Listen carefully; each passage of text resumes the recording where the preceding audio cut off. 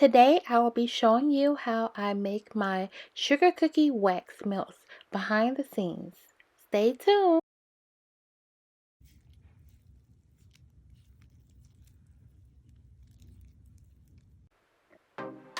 I'm going to begin by adding my fake sugar, as I like to call it, into my mold. Then I'm going to follow up with pouring my wax into the mold.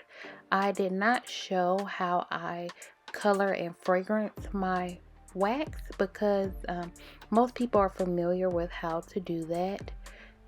So I didn't feel that it was necessary to include in the video. However, if you all want to know how or see how I actually color and fragrance my wax prior to pouring it into the mold, I can definitely make a video on that. Just let me know down in the comment section.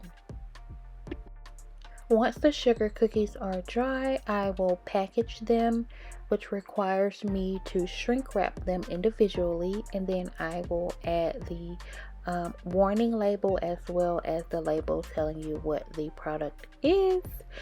Stick around and see how I take those steps.